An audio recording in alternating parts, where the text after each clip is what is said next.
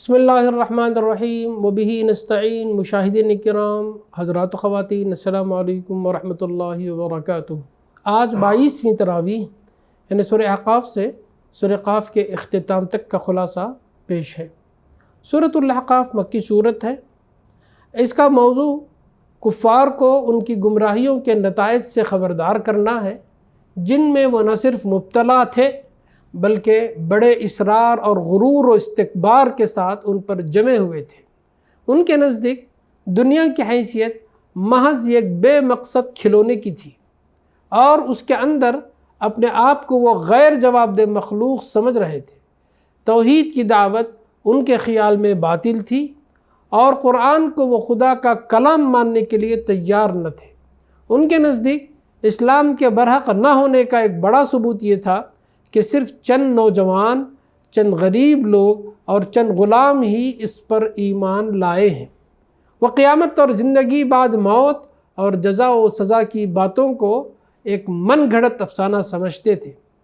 اس صورت میں اختصار کے ساتھ انہی گمراہیوں میں سے ایک ایک کی مدلل تردید کی گئی، اور کفار کو خبردار کیا گیا کہ تم اگر قرآن کی دعوت کو رد کر دو گے تو آپ اپنا ہی انجام خراب کرو گے۔ بتایا گیا کہ قرآن پر ایمان صرف خدا شناس، والدین کے احسان شناس، سلیم الفطرت لوگ ہی لائیں گے۔ اللہ انہیں معاف کرے گا اور جنت میں داخل کرے گا، اور قرآن کا انکار مادر پدر آزاد، خدا ناشناس، والدین کے نافرمان اور آخرت فراموش لوگ ہی کرتے ہیں۔ جہنم ان کا ٹھکانہ ہے۔ حضرت صلی اللہ علیہ وسلم کو تسلی اور خوشخبری کہ انسان چاہے آپ کی دعوت سے بھاگ رہے ہو، مگر بہت سے جن اس کے گرویدہ ہو گئے ہیں اور وہ اسے اپنی جنس میں پھیلا رہے ہیں۔ سورہ محمد مدنی صورت ہے۔ اس کا موضوع اہل ایمان کو جنگ کے لیے تیار کرنا ہے اور اس سلسلے کی ابتدائی ہدایات دینا ہے۔ آغاز میں بتایا گیا کہ اس وقت دو گروہوں کے درمیان مقابلہ درپیش ہے، ایک حق کے منکرین، نمبر 2 حق کے ماننے والے۔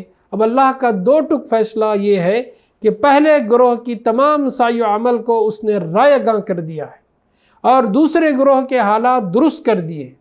اس کے بعد مسلمانوں کو ابتدائی جنگی ہدایات دی گئی ہیں، ان کو اللہ کی مدد اور رہنمائی کا یقین دلایا گیا ہے، ان کو اللہ کی راہ میں قربانیاں کرنے پر بہترین اجر کی امید دلائی گئی ہے۔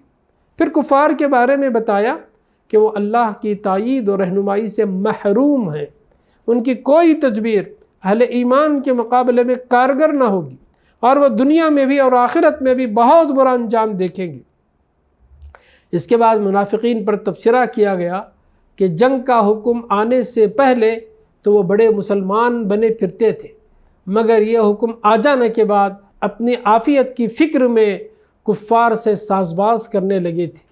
ان کو صاف صاف خبردار کیا گیا کہ اللہ اور اس کے دین کے معاملے میں منافقت اختیار کرنے والوں کا کوئی عمل بھی اللہ کے ہاں مقبول نہیں ہے۔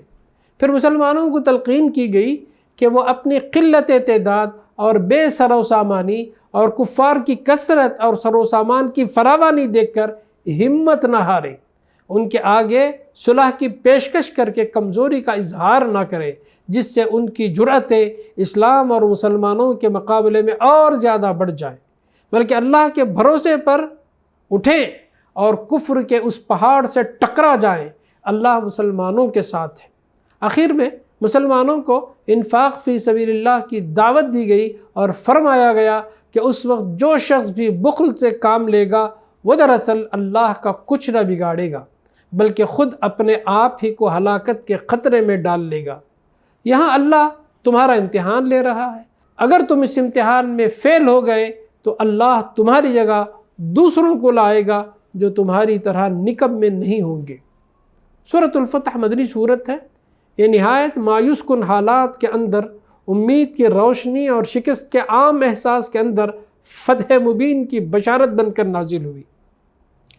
اس نے نہایت نازک حالات کے اندر مسلمانوں کی ڈھارس بندھائی۔ نبی صلی اللہ علیہ وسلم کو اس امر کی بشارت کہ صلح حدیبیہ کے شکل میں تمہیں ایک فتح مبین حاصل ہوئی ہے۔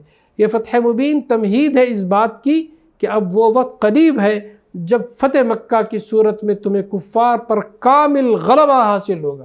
اللہ تعالیٰ اپنے دین کی نعمت تم پر تمام کرے گا اور تم اپنے مشن کی ذمہ داریوں سے فارغ ہو کر اپنے رب کی کامل اور ابدی خوشنودی حاصل کرو گی۔ اس مہم کا یہ پہلو بھی نہایت مبارک ہے کہ اہل ایمان کے لیے اس نے ایمان میں اضافہ اور حصول جنت کی راہ کھول دی ہے، جو اللہ کے نزدیک ایک فوز عظیم ہے، اور ان منافقین اور منافقات کے لیے خدا کے غضب اور اس کی لعنت کا سبب بنی۔ مسلمانوں کو خطاب کر کے اس حقیقت کی وضاحت کہ رسول اللہ کی طرف سے ایک شاہد اور بشیر و نذیر ہو کر آتا ہے، لوگوں کا فرض ہے کہ اس پر ایمان لائیں، اس کی توقیر کریں، تمام مہمات میں اس کے ساتھی اور مددگار بنیں۔ جو لوگ اس کے ہاتھ پر بیعت کرتے ہیں وہ در حقیقت اللہ کے ہاتھ پر بیعت کرتے ہیں۔ اگر وہ اس بیعت کا حق ادا کریں تو اس کا اجر بہت بڑا ہے، ورنہ انہی کی تباہی ہے۔ ان جانثاروں کا بیان جنہوں نے بیعت رضوان میں شرکت کی، ان کے لیے اللہ کی خوشنودی، فتوحات، غنیمت اور فتح مکہ کی بشارت دی گئی۔ منافقین کے رویے سے متعلق نبی صلی اللہ علیہ وسلم کو ضروری ہدایات دی گئی۔ قریش کی اخلاقی و مذہبی شکست کے پہلو بپہلو مسلمانوں کی طرف سے اخلاقی فتح کا جو مظاہرہ ہوا اس کی طرف اشارہ۔ حمیت جاہلیت کے بالمقابل مسلمانوں نے تقوی اور اللہ اور اس کے رسول کی اطاعت کی جو شان نمایاں کی اس کا حوالہ۔ نبی صلی اللہ علیہ وسلم کے رؤیا یعنی خوابوں کی تصدیق۔ اخیر میں اسلام کا غلبہ تمام ادیان پر یقینی ہے۔ حضرت صلی اللہ علیہ وسلم اور آپ کے صحابہ کی تصویر تورات اور حق کی تدریجی غلبے کی تمثیل انجیل میں بیان کی گئی ہے۔ سورۃ الحجرات مدنی سورت ہے۔ اس کا موضوع مسلمانوں کو ان آداب کی تعلیم دینا ہے جو اہل ایمان کے شائع نشان ہیں۔ ابتدا میں ان کو وہ ادب سکھایا گیا جو انہیں اللہ اور اس کے رسول کے معاملے میں ملحوظ رکھنا چاہیے۔ پھر یہ ہدایت دی گئی کہ اگر کسی شخص یا گروہ یا قوم کے خلاف کوئی اطلاع ملے تو غور سے دیکھنا چاہیے کہ خبر ملنے کا ذریعہ قابل اعتماد ہے یا نہیں۔ قابل اعتماد نہ ہو تو اس پر کارروائی کرنے سے پہلے تحقیق کر لینا چاہیے کہ خبر صحیح ہے یا نہیں۔ اس کے بعد بتایا گیا کہ مسلمانوں کا معاملہ مسلمانوں کے ساتھ اخوت کی بنیاد پر ہونا چاہیے۔ اگر کسی وقت مسلمانوں کے دو گروہ آپس میں لڑ پڑے تو دوسرے مسلمانوں کے لیے جائز نہیں ہے کہ وہ گروہی رجحانات کی بنا پر ان میں سے کسی گروہ کے ساتھی بن جائیں، بلکہ انہیں معاملے کو حق و انصاف کی نگاہ سے دیکھنا اور ان کے درمیان اصلاح کی کوشش کرنی چاہیے۔ پھر مسلمانوں کو ان برائیوں سے بچنے کی تاکید کی گئی جو اجتماعی زندگی میں فساد برپا کرتی ہیں اور جن کی وجہ سے آپس کے تعلقات خراب ہوتے ہیں، جیسے ایک دوسرے کا مذاق اڑانا، ایک دوسرے کی طعن و تشنیع کرنا، برے القاب سے یاد کرنا، بدگمانی کرنا، تجسس یعنی کسی کے ٹوہ میں لگنا، غیبت کرنا وغیرہ وغیرہ۔ اس کے بعد ان قومی اور نسلی امتیازات پر ضرب لگائی گئی جو دنیا میں عالمگیر فساد کا موجب ہوتے ہیں۔ اس برائی کی جڑ یہ کہہ کر کاٹ دی گئی کہ تمام انسان ایک ہی اصل آدم و حوا سے پیدا کیے گئے ہیں۔ خاندانوں اور قبیلوں کی تقسیم محض تعارف کے لیے ہے، نہ کہ تفاخر کے لیے۔ اللہ کے ہاں عزت کا معیار صرف تقوی ہے۔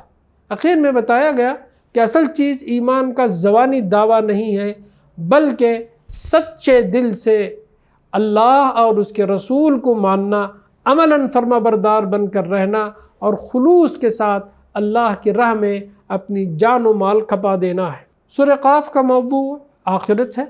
مکے میں لوگوں کے لیے سب سے اچنبھا تصور انسان کا دوبارہ جی اٹھنا تھا۔ وہ کہتے تھے کہ یہ تو بالکل انہونی بات ہے۔ آخر یہ کیسے ممکن ہے کہ جب ہمارا ذرہ ذرہ زمین میں منتشر ہو چکا ہو تو ان پراگندہ اجزاء کو ہزار برس گزرنے کے بعد پھر سے اکٹھا کر کے ہمارا یہی جسم اثر نو بنا دیا جائے اور ہم زندہ ہو کر اٹھ کھڑے ہوں؟ اس کے جواب میں اللہ کی طرف سے یہ تقریر نازل ہوئی۔ اس میں بڑے مختصر چھوٹے چھوٹے فقروں میں ایک طرف آخرت کے امکان اور اس کے وقوع پر دلائل دیے گئے، اور دوسری طرف لوگوں کو خبردار کیا گیا کہ تم خواہ تعجب کرو، بعید از عقل سمجھو یا جھٹلاؤ، بہرحال اس سے حقیقت نہیں بدل سکتی۔ نبی صلی اللہ علیہ وسلم کو صبر و استقامت کی تلقین، حصول صبر کے لیے اہتمام نماز کی تاکید، اور جو اللہ کی وعید سے ڈرے اسے قرآن کے ذریعے نصیحت کرنے کی تلقین کی گئی۔ بارک اللہ لنا ولکم فی القرآن العظیم ونفعنا وإیاکم بالآیات والذکر الحکیم، وآخر دعوانا ان الحمد للہ رب العالمین۔